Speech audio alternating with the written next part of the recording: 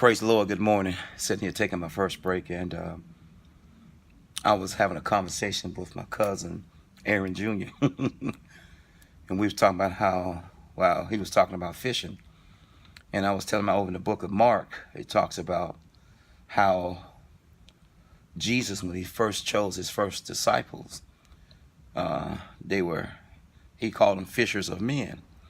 And I went on to explain to Aaron Jr. that that Satan, the devil, the enemy of our soul, is a fisherman, and so is our Father in heaven. The only difference is that if the hook of God gets in your mouth and in your belly and in your inward parts, you're able to eat from the table of God and able to stomach and to digest His word.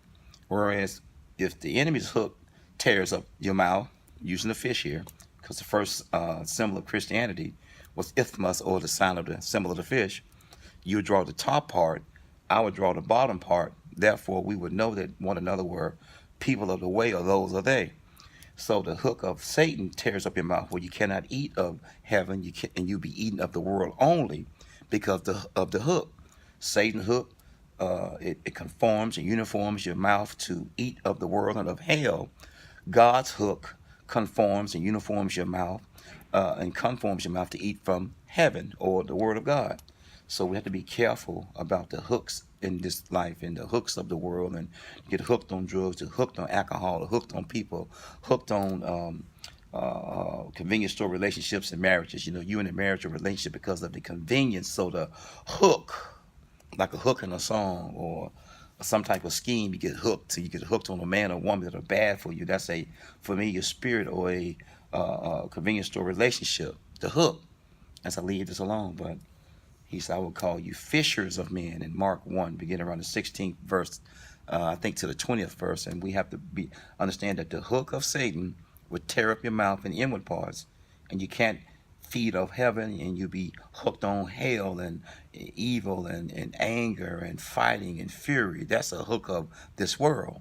Whereas a hook of heaven, the word of God, you know, the anything whatsoever is true, whatsoever of good report, whatsoever is honest, whatsoever is of good report, feed or eat on these things as I leave this along. So we have to be aware of the hook. Jesus, Esau said, I will make you fishers of men. And the bait is the word of God. The hook is empty unless there's a bait on it. And so the enemy uses bait, and God has one bait, which is the word of God, as I leave this be. So we must be aware of the hook.